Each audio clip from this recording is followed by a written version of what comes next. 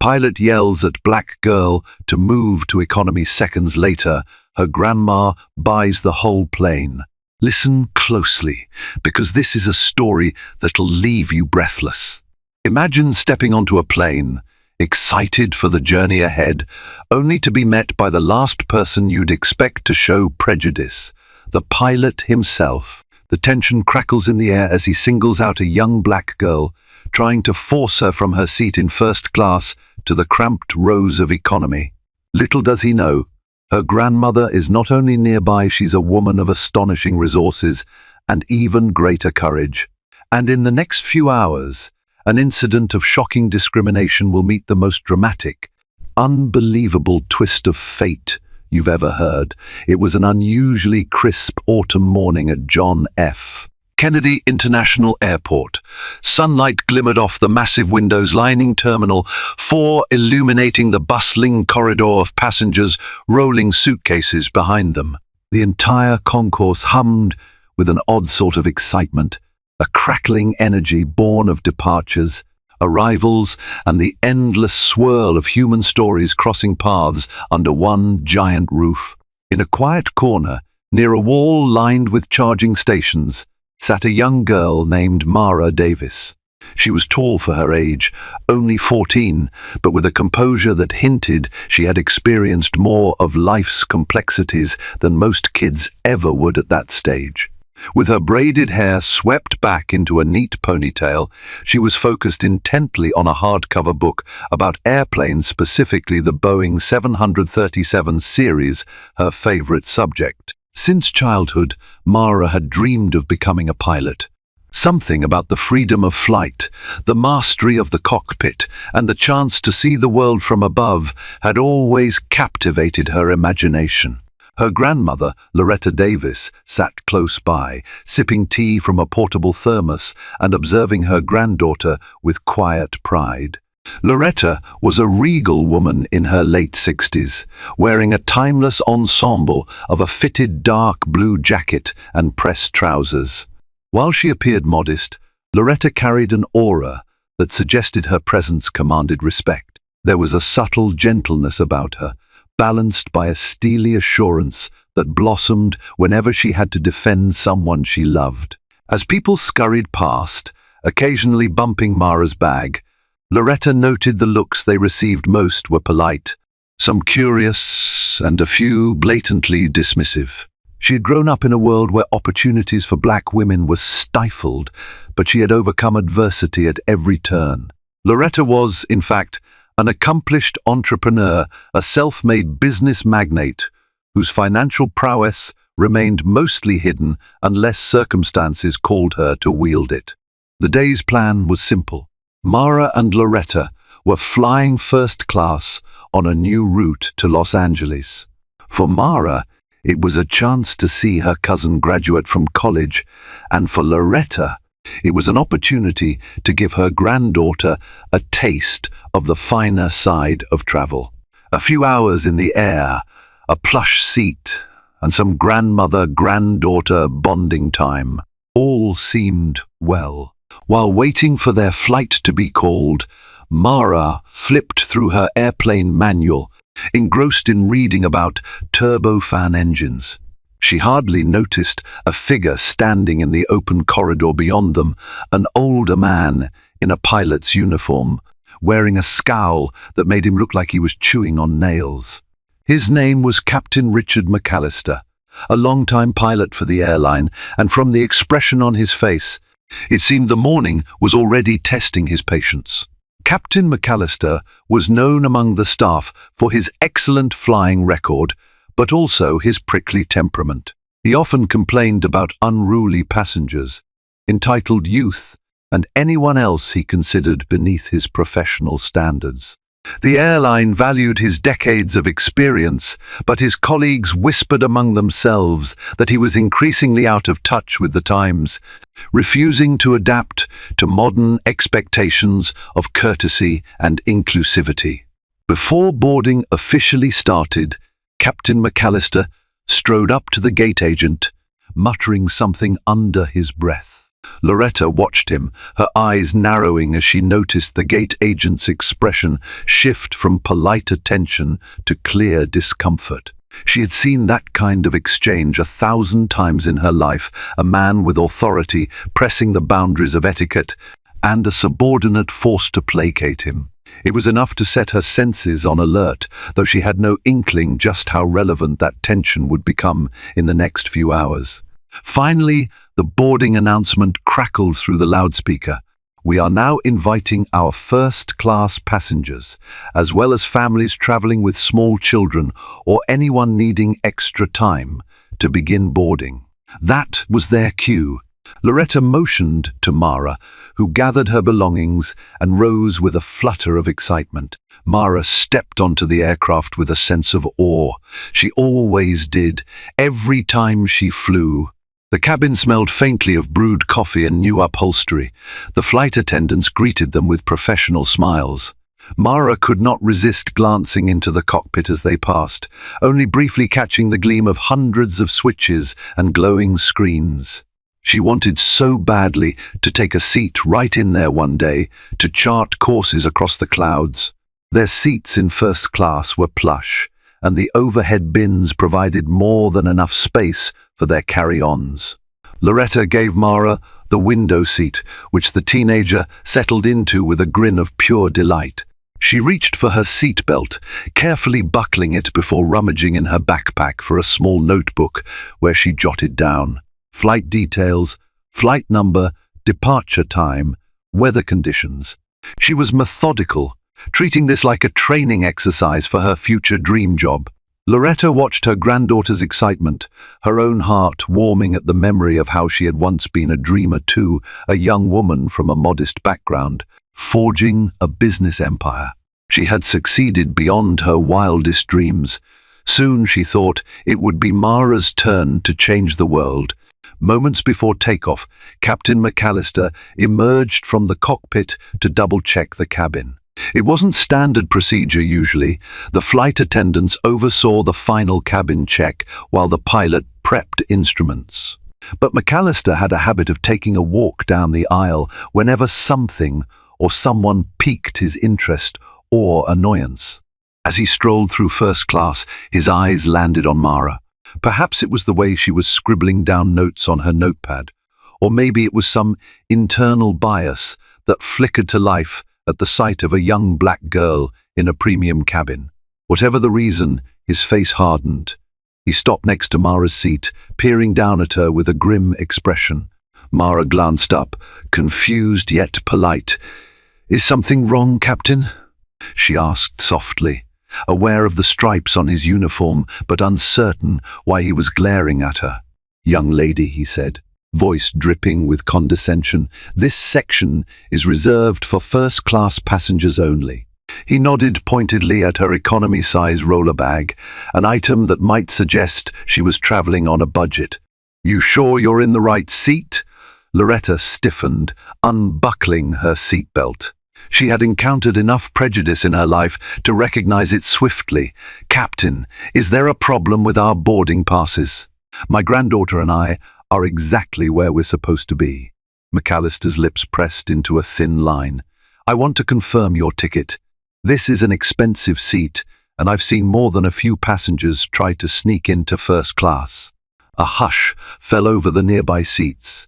A well-dressed couple across the aisle exchanged knowing glances. A business traveler behind them half rose from his seat to watch.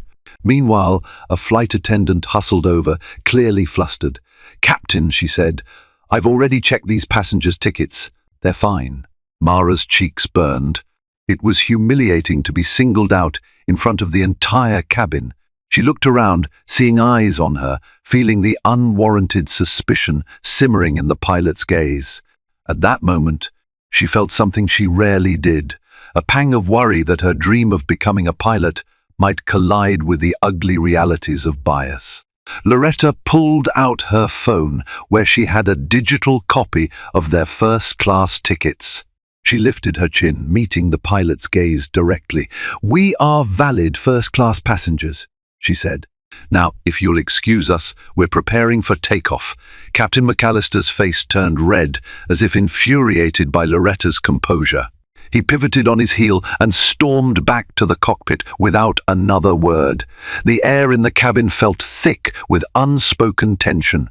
Mara swallowed, feeling tears prick the corner of her eyes. Loretta gently placed a hand over her granddaughter's. "Stay calm, baby girl," she whispered. "We've done nothing wrong." The plane took off smoothly, climbing above the eastern seaboard. The flight attendants began their service, offering beverages and snacks to the first-class passengers. Loretta asked for herbal tea, and Mara requested orange juice. An attempt at normalcy settled over them, though an undercurrent of anxiety lingered, fueled by the pilot's earlier behavior. Mara tried to lose herself in the beautiful view outside the window. The city below looked like a cluster of toy buildings. She sketched random shapes in her notebook, forcing a smile whenever Loretta caught her eye. She wanted to show her grandmother she was brave, but halfway through the flight, the pilot's voice crackled over the intercom for a routine announcement about weather and flight time. Mara found herself gripping her armrest, as though the pilot's voice itself carried a threat. Sensing this, Loretta placed her hand gently on Mara's, trying to impart reassurance. The tension escalated unexpectedly.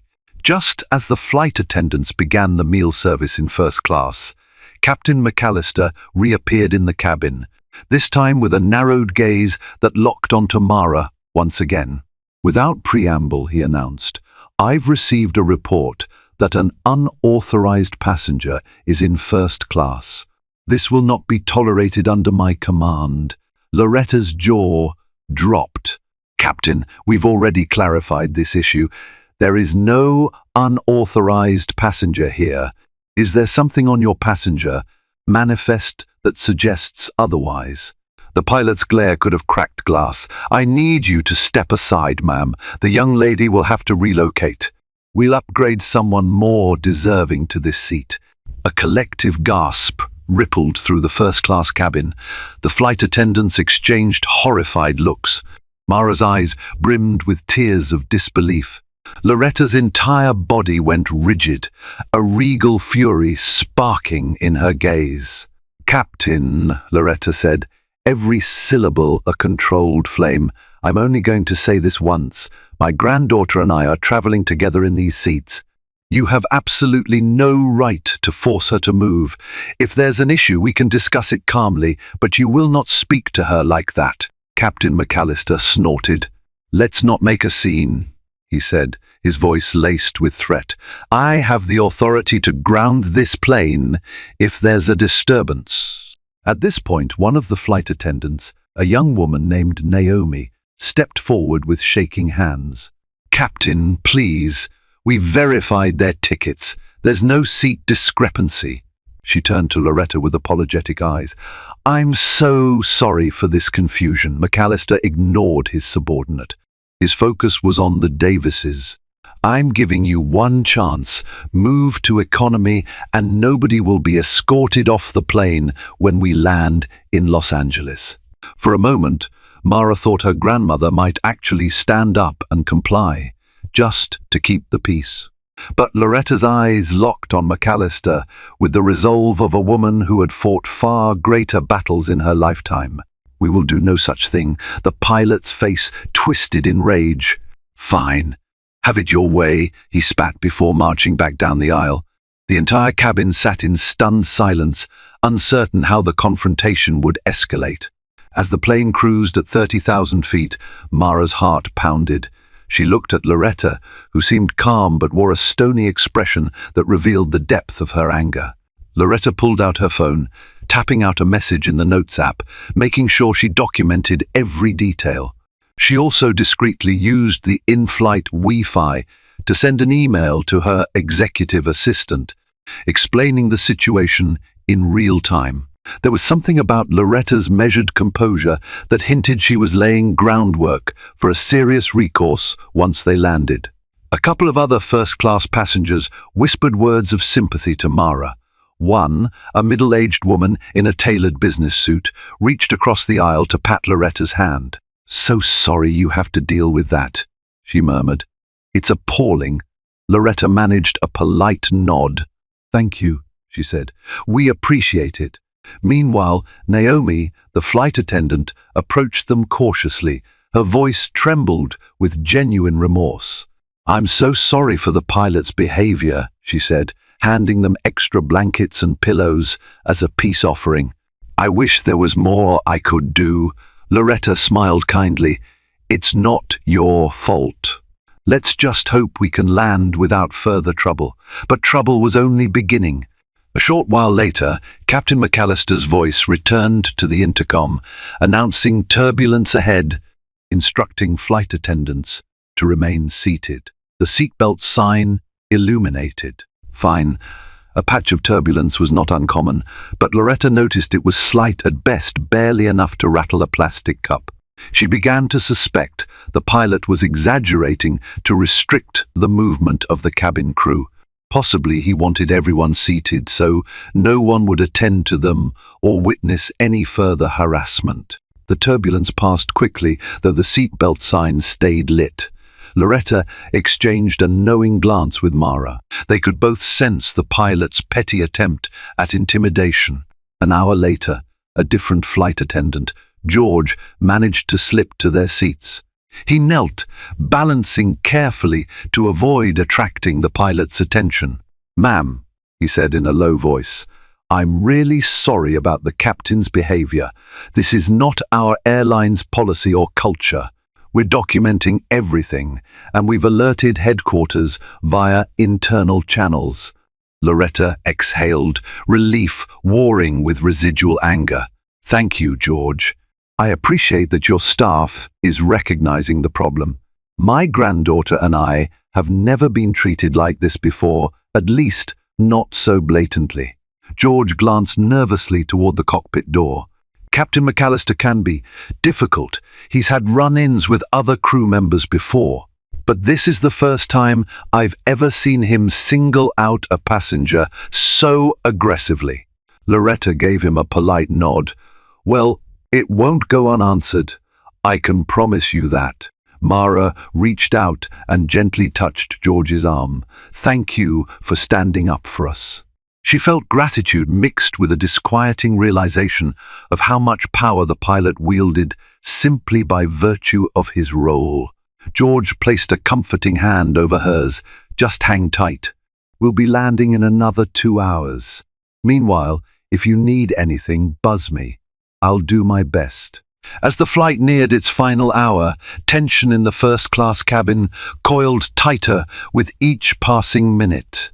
Mara sipped anxiously at a cup of orange juice, trying to quell the sinking feeling in her stomach. She could see how rigid her grandmother, Loretta, had become. Her posture was ramrod straight, her eyes firmly fixed on the headrest in front of her, and her jaw set with unwavering resolve. Other passengers, having witnessed the earlier confrontations, exchanged uneasy glances, some openly sympathizing with Mara and Loretta, others merely rubbernecking, unable to look away from the unfolding drama.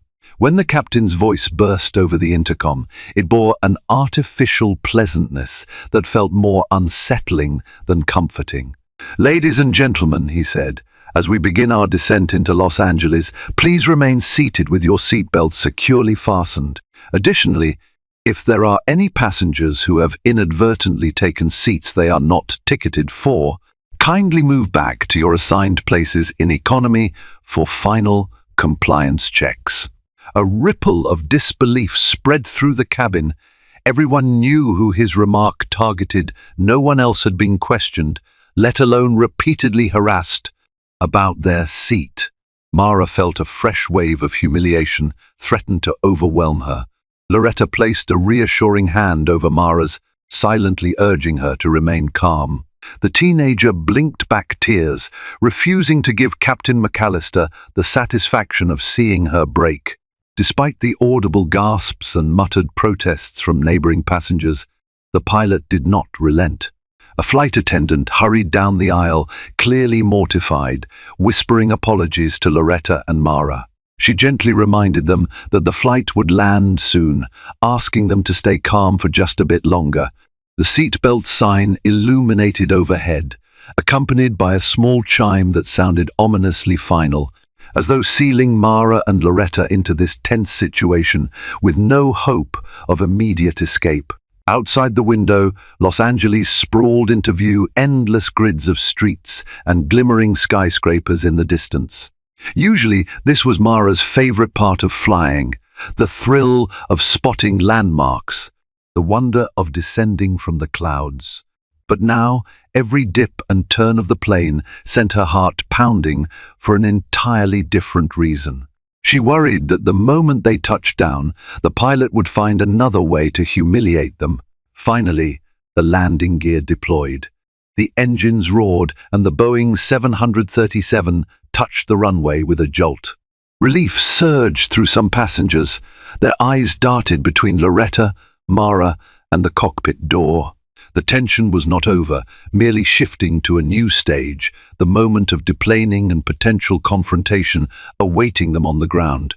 As the plane taxied toward the gate, Loretta's face took on a calm determination. She could sense that Captain McAllister, consumed by rage and prejudice, would try something else before letting them walk away. The question was, how far would he push, and how ready were they to stand their ground? Mara felt a swirl of relief and trepidation in her stomach as the plane finally came to a halt at Los Angeles International Airport. The seatbelt sign pinged off, prompting passengers to reach for their overhead bags and cell phones. Under normal circumstances, this would have been just another routine arrival, people lining up in the aisle, eager to stretch their legs and get on with their plans. But the energy in first class was anything but ordinary. The moment the cabin doors opened, Captain McAllister moved swiftly from the cockpit, his expression taut with grim resolve. A few passengers paused mid-aisle, their eyes darting between the pilot and the seats occupied by Loretta and Mara. Despite having been publicly corrected multiple times, McAllister seemed determined to make good on his threat to remove them or at least make a final scene. Mara's heart thudded painfully in her chest. She glanced at her grandmother, who gave her a reassuring nod as if to say, "We've stood our ground this far.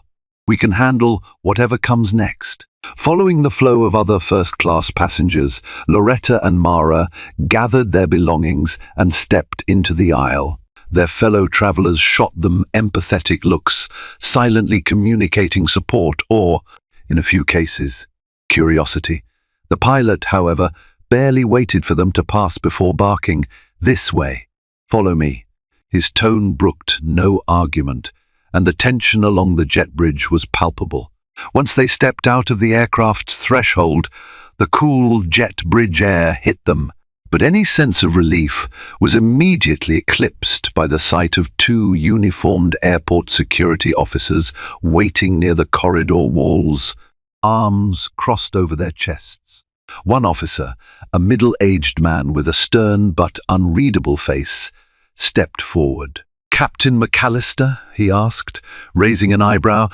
"That's right," McAllister said, briskly, jerking his thumb at Mara. This passenger was occupying a first-class seat without the appropriate ticket. "I'd like her and her companion detained while we sort out how they got on board." A chorus of hushed gasps escaped from the nearby passengers who were still within earshot. Loretta inhaled sharply but refused to lose her composure. She stepped forward, chin held high, and spoke in a measured tone. "You are mistaken, Captain. My granddaughter and I have valid first-class tickets. I would appreciate it if you'd refrain from any more baseless accusations." The security officers exchanged uncertain glances. One, a woman with neatly tied-back hair, cleared her throat, consulting a tablet she held. "Ma'am," she addressed Loretta, "could we see some form of proof regarding your tickets?" Despite the sting of being asked to prove themselves yet again, Loretta pulled out her phone without complaint. She navigated to her digital boarding passes, complete with seat assignments, and showed them to the officers. In a calm, authoritative voice, she also provided the e-receipt of her purchase. "I trust this is sufficient." The male officer leaned in, scrutinizing the screen. He scrolled through the details with care, making sure the names, flight numbers, and seat assignments matched up. After several moments, he lifted his gaze to the pilot. "Sir, all of this looks legitimate. There's no indication these passengers were in the wrong seats." A muscle in McAllister's jaw ticked as his face flushed with frustration. "That can't be right. We had a tip, a suspicion that there was seat fraud in first class." His voice trembled slightly, betraying a mounting desperation. "They could have doctored the documents." "I'm sure you've seen it before." The female officer took a polite but firm step forward. "Captain, our scanners confirm these passes are valid. Without further evidence, we have no grounds to hold them or question them any longer." Mara, clutching her carry-on against her chest, felt a dizzying combination of anger and relief. How many times did they have to prove they belonged where they were? She glanced at her grandmother, who gave her a reassuring pat on the shoulder. "It's over," Loretta whispered. The pilot's fury now teetered on the edge of collapse. His entire demeanor radiated defeat, yet he clung to his sense of authority. Before he could utter another word, a murmur rose among the disembarking passengers lined up behind them. Several people had already begun recording on their phones, documenting the scene for social media. Whispers of, "He's the one in the wrong," and "What is his problem?" permeated the air. Realizing that his stand lacked support and that every moment was being captured for the world to see, Captain McAllister took a grudging step back. Red-faced and visibly trembling, he half turned away as though to distance himself from the confrontation he had provoked. "Fine," he spat, unable to hide his frustration, "but this isn't the end of it." Loretta ignored his hollow remark and addressed the officers directly. "We'll be on our way then. Thank you for doing your job impartially." Her voice was courteous, but carried an unmistakable note of finality. With that, she placed a gentle hand on Mara's shoulder, guiding her granddaughter down the jet bridge. As they emerged into the bustling terminal, a wave of relief washed over both of them. The shouting pilot and the security officers faded into the background noise of rolling suitcases and excited greetings. Though the sting of humiliation still lingered, it was clear to everyone watching that the captain's accusations had fallen flat. Mara felt tears prick at the corners of her eyes, a combination of anxiety, anger, and an odd sense of triumph, all swirling inside her. Loretta squeezed her granddaughter's hand. "It's over for now," she repeated, her tone not just comforting but resolute. "He can't take away what's rightfully ours." And so, in that charged moment, a shaken Mara and her dignified grandmother emerged victorious, leaving a stunned Captain McAllister to grapple with the consequences of his own destructive prejudices. Outside, the California sun shone bright.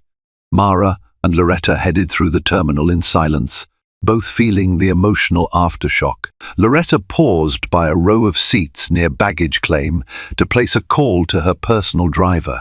As they waited, Mara finally allowed her composure to break. "Grandma, that was awful," she choked out, tears streaming down her face. "Why did he hate us so much?" Loretta gathered her granddaughter in a hug. "Hate thrives in ignorance, baby girl. But you showed grace under pressure." Mara sniffled. "I just want to be a pilot one day. Why would he treat me like I don't belong?" Loretta stroked her hair. "You belong wherever you set your heart. And you will be a pilot. Don't ever doubt that."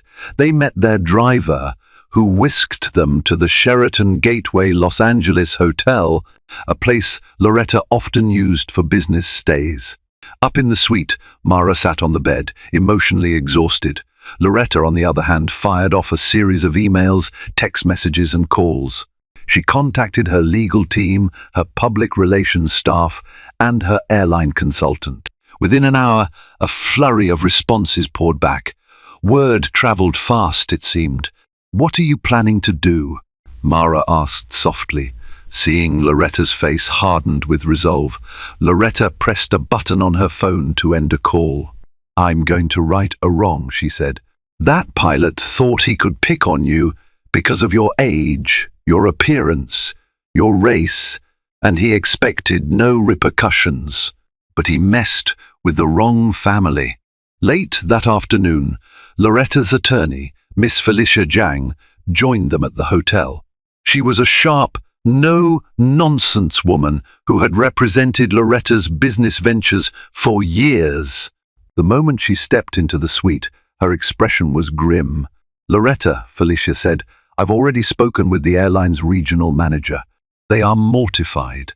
They're offering a formal apology and immediate suspension of Captain McAllister pending investigation." Loretta nodded. "That's a start, but I'm not stopping there." Felicia arched an eyebrow. "I had a feeling you mentioned in your email you wanted to send a message. Care to elaborate?" Loretta turned to Mara with a soft smile. "I want you to realize something, baby girl. Our family has a responsibility to change the world for the better. Sometimes that means using our resources in unexpected ways." Then she looked back at Felicia, steel in her eyes. "I'm going to buy the plane." Mara's mouth fell open. "What?" she asked, incredulous. Felicia looked equally startled, but also intrigued. "You mean you want to purchase the actual aircraft? Like the Boeing 737 we flew on?" Loretta paced across the suite's plush carpet. "Precisely. The airframe, everything. The airline might not be willing to sell just one plane, so perhaps I'll buy a stake in their fleet. I have the capital. They've seen my offers before. Remember that time they wanted to replace older aircraft, and we discussed a potential investment." Felicia's eyes lit with recognition. "Yes, that was about 2 years ago. The airline was in talks with multiple investors to upgrade their fleet. They might be open to a direct sale if the price is right." Mara could not believe what she was hearing. "Grandma, you can really do that. Just buy a plane?" Loretta turned to her granddaughter. "Yes, I can, and I will." Her gaze flicked to Felicia. "Let's get the wheels in motion. I want that plane so that Mara and others like her will always have a seat if they choose. No more humiliations." Felicia grinned. "I'll make the calls. This is going to cause quite a stir." The airline Loretta and Mara had flown with was a reputable carrier with a global reach. Like many airlines, they were always in talks with major investors to stay competitive and modernize their fleet. Loretta, through her investment group, had the means and the track record to make such deals happen. Felicia placed the initial inquiries that evening. The airline's senior vice president, surprised but intrigued, arranged a conference call for the next morning. On that call, Loretta laid out her demands. She wanted that specific Boeing 737 tail number included. She also wanted guarantees that Captain McAllister would not only be suspended, but would face disciplinary review for discriminatory behavior. The senior vice president, a polished executive named Henry Caldwell, attempted diplomacy. "Miss Davis, we deeply regret the incident with Captain McAllister. I assure you we do not condone his actions in any way, but to purchase a single aircraft from our operating fleet is a significant endeavor. We'd have to reassign routes, manage pilot scheduling, and handle countless logistical complications." Loretta's tone never wavered. "I'm aware of the complexities, Mr. Caldwell. I'm prepared to offer a premium. I believe my attorneys have shared the initial figure." Caldwell cleared his throat. "Yes, it's extremely generous." Frankly, it's well above market value for a used Boeing 737 of that age. But the question remains, why this specific airframe? We have newer planes, more efficient models. Because it's the plane whose pilot humiliated my granddaughter, Loretta said, her voice taut. I want to turn that symbol of prejudice into an emblem of empowerment. A silence settled over the line. Then Caldwell spoke carefully. I understand. Let me consult with our board. With your offer, it may be possible to expedite a sale. We'd, of course, like to continue a positive relationship moving forward. Of course, Loretta said. Once we finalize this, I'm open to discussing broader partnerships that benefit both of us. The call ended amicably. Mara, who had listened quietly on speakerphone, stared at Loretta as though seeing her grandmother for the first time. I had no idea you had this kind of power. I mean, I knew you were wealthy, but buying a plane? Loretta softened her gaze. Money is just a tool, Mara. It can be used to build or destroy. I've worked hard all my life. Now, I want to use these resources to show the world that no one can take our dignity from us. Within hours, news of Loretta's plan began circulating through industry insiders. A few aviation forums picked it up, marveling at the rumored purchase.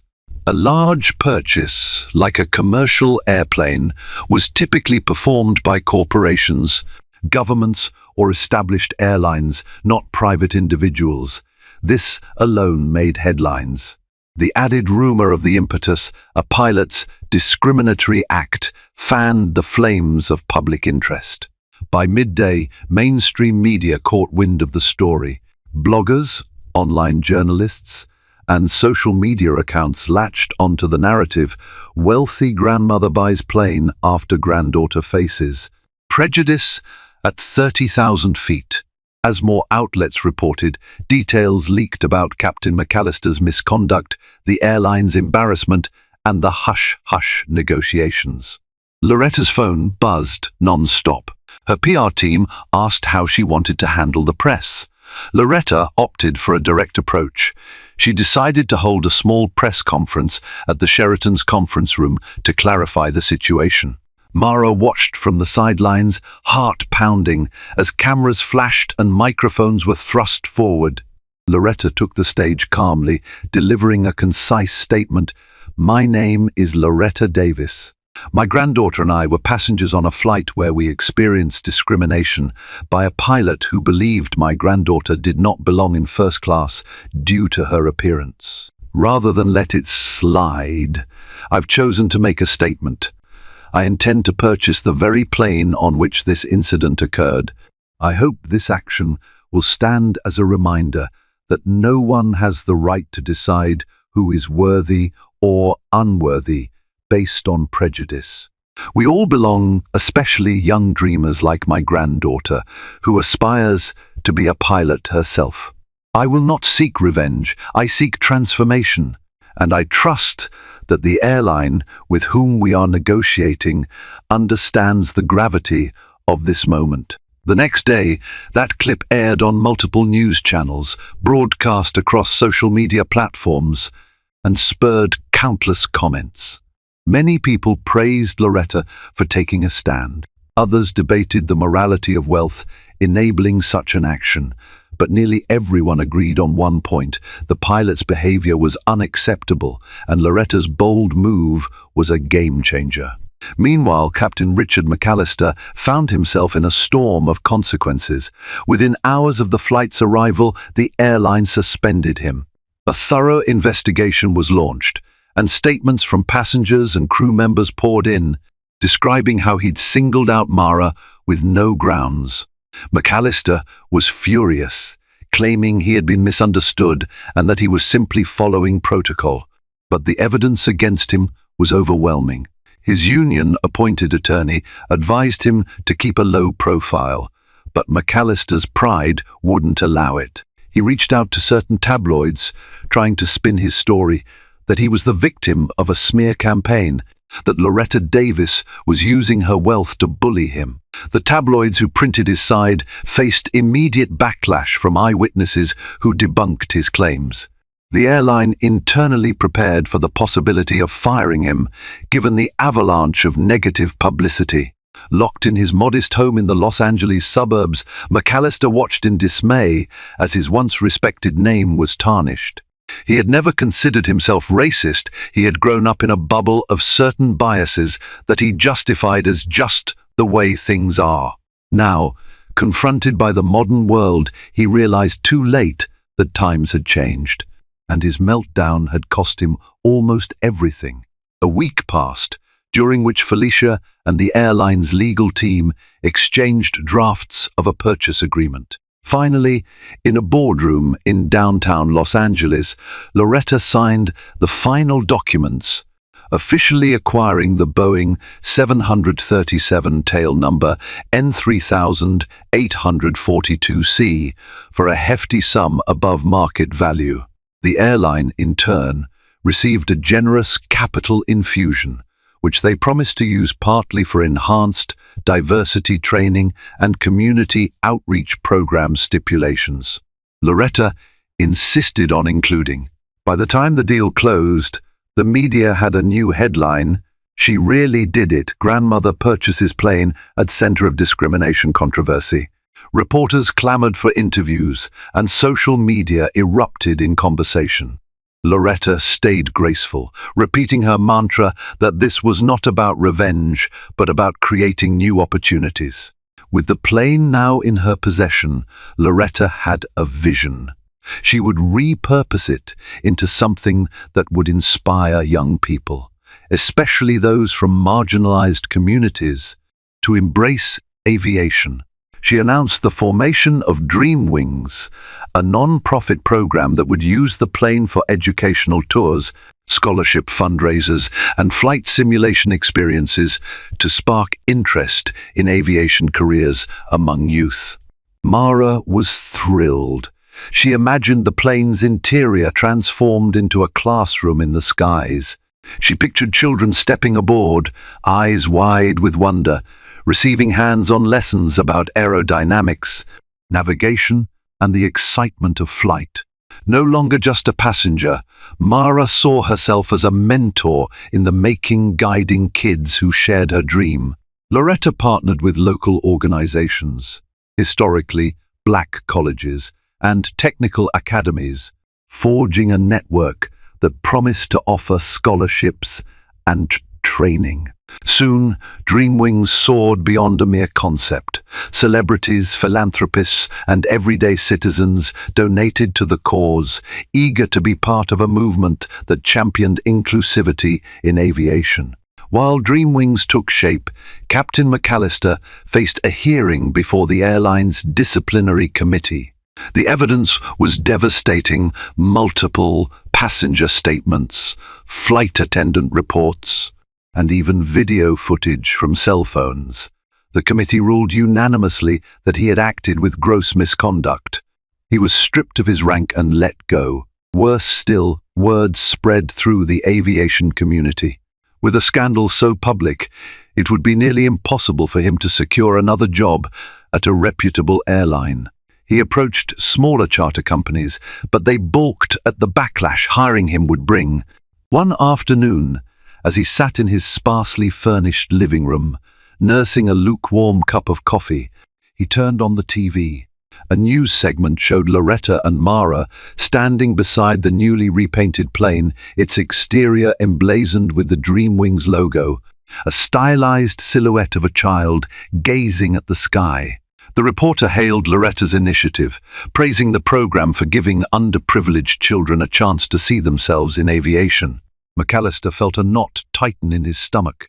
He was out of a job, out of respect, and out of options, while the girl he'd belittled was basking in global support. For the first time, he recognized the depth of his mistakes. The taste of karma was bitter indeed. At a small private airfield outside Los Angeles, the refurbished Boeing 737 debuted to great fanfare. Streamers, balloons, and a lively crowd filled the tarmac. Loretta, looking elegant as always, took the stage to speak about the mission of Dreamwings. Mara stood beside her, wearing a pilot's hat, a gift from a retired airline captain who wanted to encourage her dream. Local youth groups arrived by bus, stepping onto the plane in small batches. Inside, volunteers and retired aviators taught them about cockpit instruments and flight safety. Wide-eyed kids asked 1,000 questions. How do planes stay in the air? What do all these buttons do? Can I really become a pilot too? Seeing this, Mara felt tears of happiness welling up. She remembered how powerless she had felt when Captain McAllister singled her out.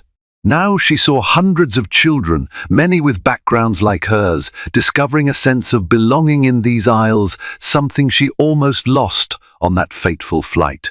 Loretta, noticing Mara's emotional reaction, pulled her granddaughter into a gentle side hug. "This is our answer," she whispered. "No one can hold us down when we dare to fly." Months passed.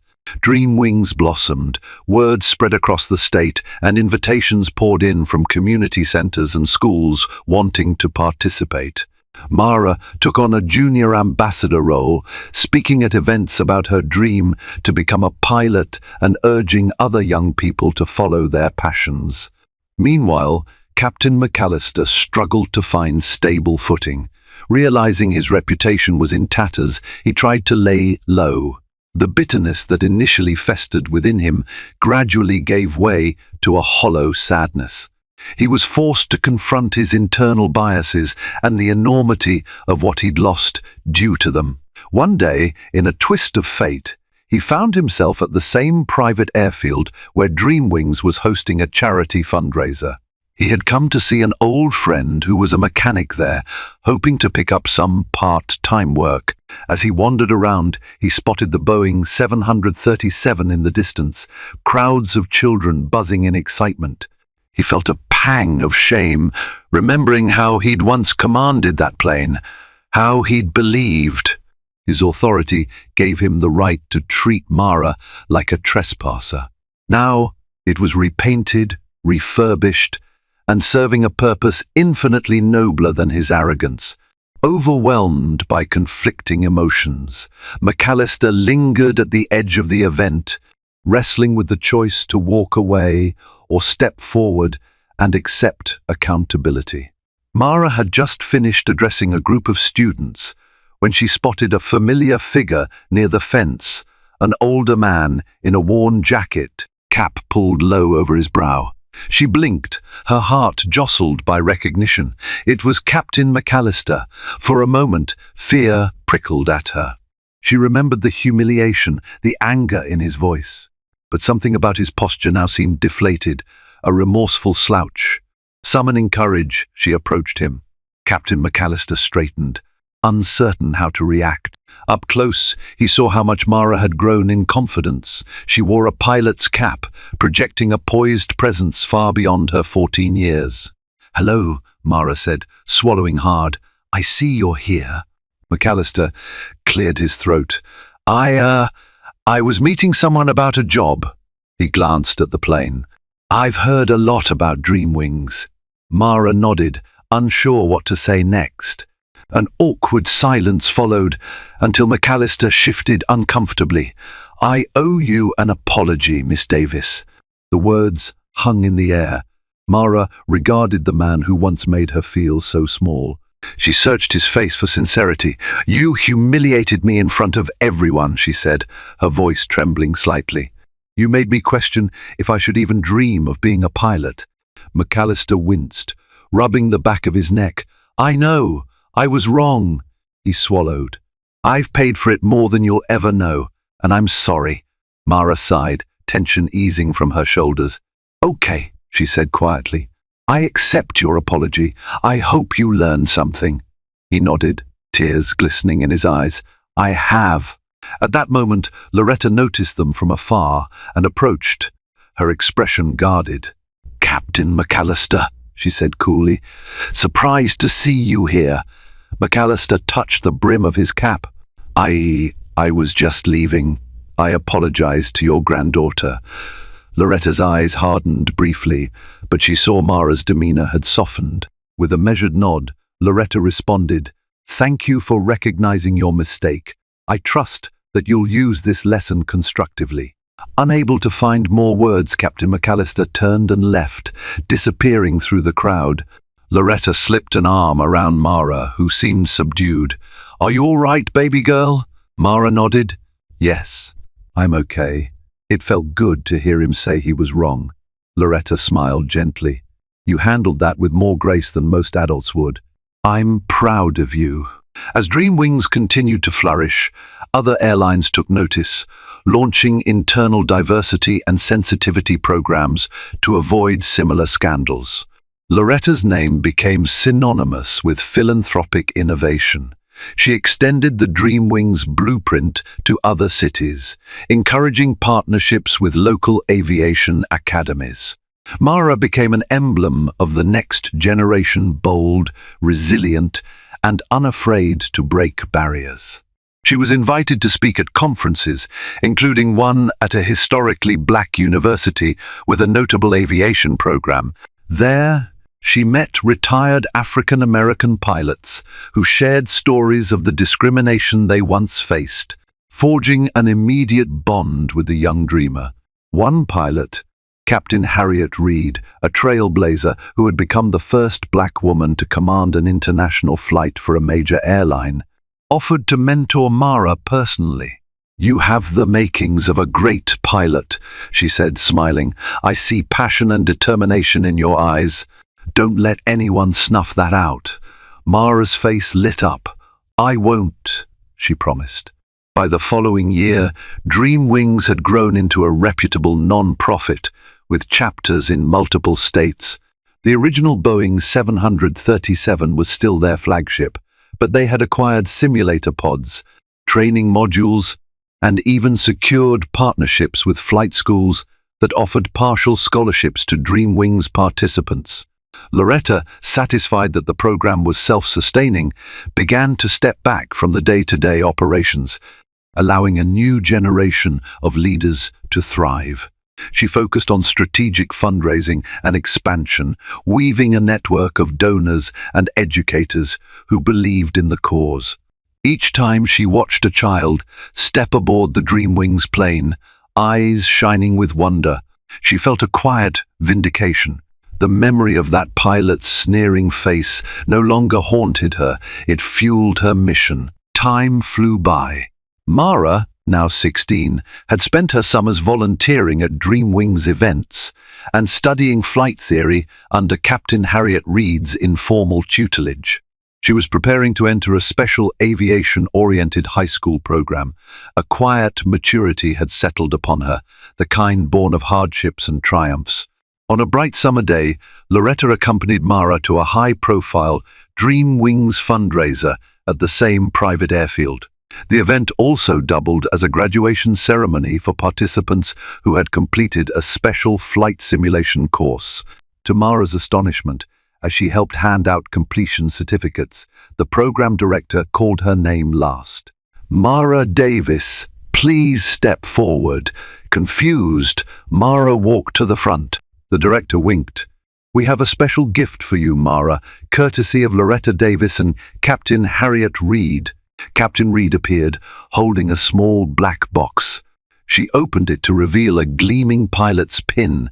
"This pin represents your first major step toward becoming a licensed pilot," she announced. "You're enrolled in a flight training program next summer, fully sponsored, to earn your private pilot's license." Mara gasped. "Grandma?" She glanced at Loretta, tears threatening to fall. Loretta stepped forward, smiling proudly. "Surprise, baby girl, you deserve every part of it."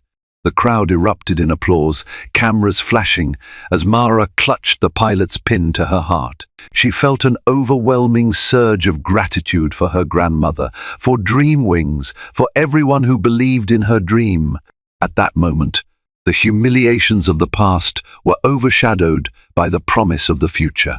Later that afternoon, after the event wound down, Mara found herself alone on the Dreamwings 737. strolling down the empty aisle. Memories of that fateful flight surfaced: the fear, the shame, the tears she had fought to hide. She paused by the first-class seat she had occupied, recalling the pilot's hateful glare. But now she smiled. The seat, refurbished with Dreamwings branding, had become a symbol of resilience rather than rejection. She gently placed a hand on the headrest. In a few years, she would be old enough to enroll in an official pilot training program. Someday, she would captain a plane of her own, maybe even this plane, if they could manage to secure the necessary certifications. Footsteps sounded behind her. Loretta joined her, gazing down the aisle with a reminiscent look. "Hard to imagine everything that's happened here," Loretta said softly. Mara nodded. "I still can't believe you bought the plane. You really turned it into something good." Loretta slipped an arm around her granddaughter's shoulder. "You turned it into something good. Without your dream, I would never have thought to do this." A tender moment passed between them. Mara leaned her head on Loretta's shoulder. "Thank you, Grandma." Loretta squeezed Mara's hand. "The future is yours to shape, baby girl. Never let anyone tell you otherwise." And in the hush of that empty cabin, with the late afternoon sun filtering through the oval windows, Mara felt a soaring sense of possibility. Captain McAllister's hateful words were a distant echo now, drowned out by the roar of a new generation lifting off toward brighter skies. Thank you for joining us on this incredible journey where one act of discrimination was turned into a powerful movement that changed lives forever. We saw how a young girl's dream collided with a pilot's prejudice, and how her grandmother's unwavering resolve made history by purchasing the very plane at the heart of the scandal. From confronting personal bias to launching a global non-profit, this story proves that when injustice meets courage, transformation takes flight. If this story moved you, inspired you, or sparked new ideas in your heart, do us a favor, hit the like button, share this video with your friends and family, and subscribe to our channel. Together, let's spread hope, break down barriers, and remind the world that no dream is ever too big and no act of courage is ever too small. We'll see you in our next powerful tale.